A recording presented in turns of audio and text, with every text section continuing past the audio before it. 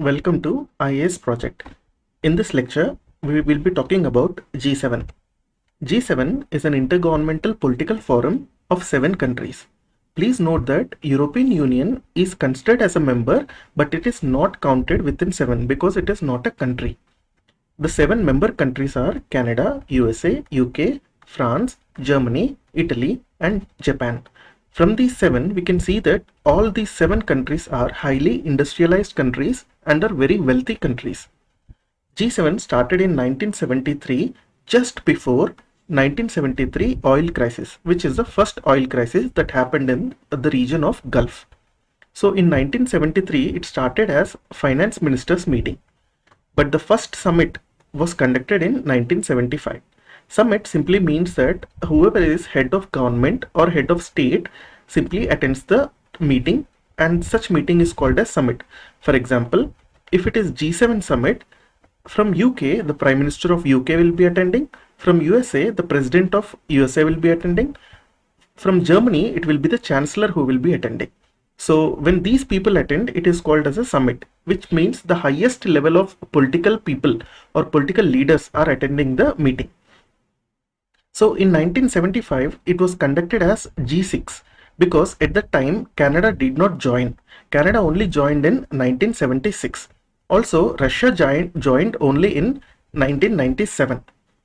So the first G7 summit was in 1975 and it was actually G6 at the time. Russia was a formal member of G8 from 1997 to 2014. In 2014, due to Crimean annexation of Russia, Crimea was part of Ukraine before 2014 and Russia occupied Crimea in 2014. So due to this occupation of Crimea by Russia, Russia was expelled from G8 by other 7 countries and then G8 became G7.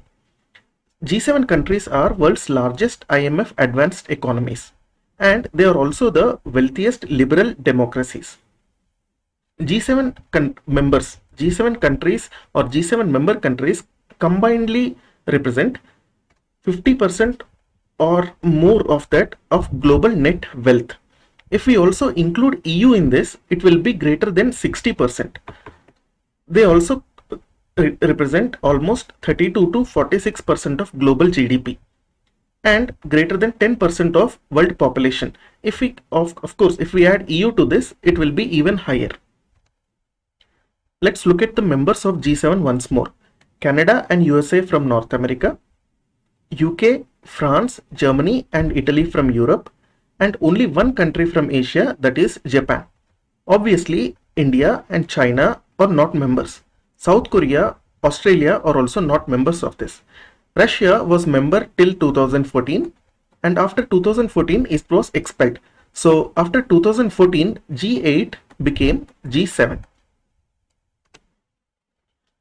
G7 is not treaty-based organization.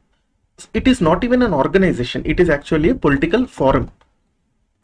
So as it is not treaty-based, its decisions and declarations are not legally binding. Also, G7 has no permanent secretariat or permanent headquarters. Presidency of G7 rotates annually among its 7 members. Presiding member usually sets the agenda and priorities, organizes summit, and he can also presiding members can also invite the guests. For example, recently UK invited India and other countries as guests in G7 meeting. Wide-ranging agenda are discussed in G7. For example, agenda like global economy, climate change, terrorism and threats from extremism, taxation, and other issues are discussed in G7. Its decisions, as we have seen, are not legally binding. And the most important factor or most important aspect which is to be remembered from competitive examinations point of view is that India is not a member of G7. Recently, there were many proposals to expand G7 such that more like-minded countries can join G7. One of such idea or one of such proposal was put by USA. It was called as D10 Strategy Forum. D10 simply means D stands for democracy. So D10 to stand for leading democracies that support rule-based democratic order. So along with G7 countries, other countries like South Korea, Australia, EU are proposed by USA to be made such that G7 can be transformed into D10. But this is not realized yet. India, Indonesia, Poland, and Spain are seen as observers. So initially, in the plan of D10 strategy forum by USA, India was not included in this D10.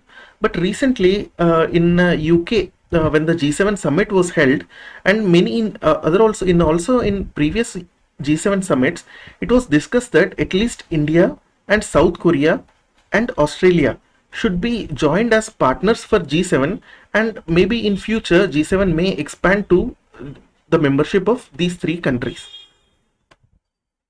Let's see the criticism of G7.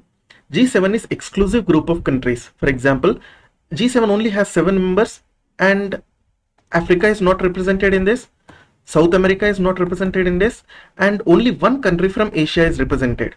So it is exclusive group of countries, and all these 7 countries together make only 10% of world population. So it is very exclusive. However, it sets the influence, it influences the global agenda. So for this purpose, there are many protests in recent days. For example, in G7 summit in G7 summit of Germany, I believe it was Germany, in Berlin, there were mass protests shown by people that although this is an exclusive group, it is setting global agenda, which is actually lacking participatory approach from remaining countries. Although its influence is declining, it is not expanding because all these members actually do not want to expand the group. G7 recently is losing its influence to G20, especially since 2007 financial crisis. So this is all we need to know about G7 from competitive examinations point of view. Please subscribe to this channel and watch further videos to know more about UPSC and state PSC examination syllabuses and topics. Thank you.